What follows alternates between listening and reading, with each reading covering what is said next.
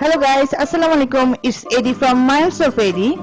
তো আজকে আমরা যে ব্লগটা দেখতেছি সেটা হচ্ছে 31 ডিসেম্বর, অর্থাৎ 2024 সালের 31 ডিসেম্বর, বছরের শেষ দিন।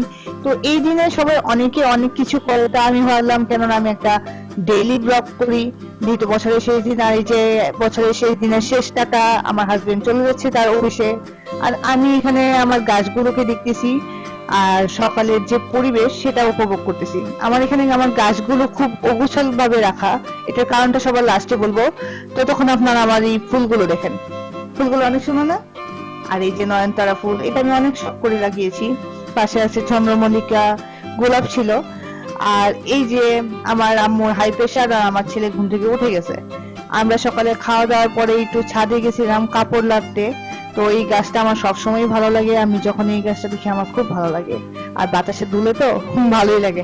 আর এখানে একটা বাচ্চা বিড়াল ছানা, বিড়ালটা কোথায় যেন চলে গেছে তার ছানাকে রেখে। তো আমি এটাকে একটু ভিতর দিকে ঢুকাই দিছি যেন ওর ঠান্ডা না লাগে।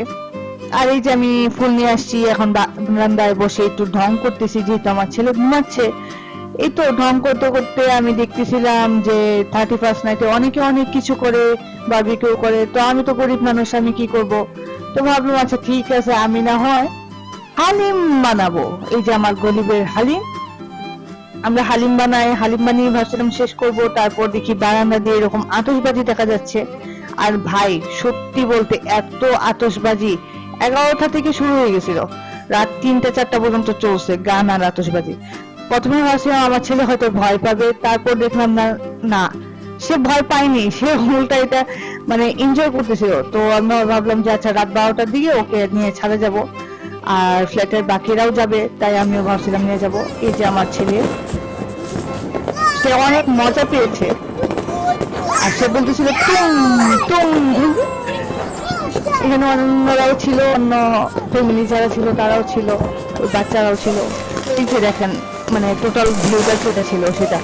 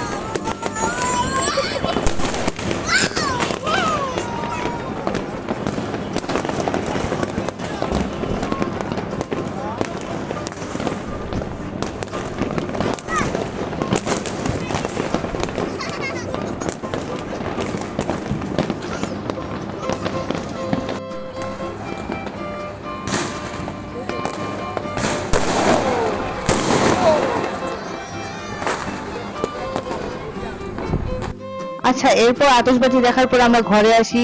তারপর আমার ছেলে বাইরে গান বাজতেছিল, সেই গানের তালে তালে নাচতেছিল। তারা অনেক মজা করছে, রাত 2টা পর্যন্ত আমার ছেলে এই প্রথম সজাগ ছিল।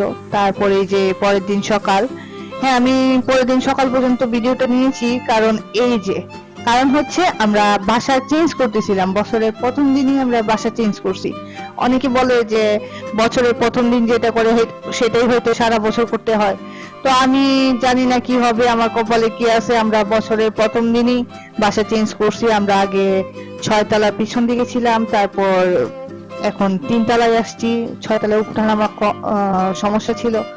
এই তো এখানে আমরা সবাই মিলে সামনের ভিউটা দেখতেছিলাম, সামনের ভিউটা অনেক সুন্দর ছিল। তো এইগুলো দেখতে দেখতে আজকে ব্লগ এখানেই শেষ। সবাইকে নতুন বছরের অনেক অনেক শুভেচ্ছা, হ্যাপি নিউ ইয়ার।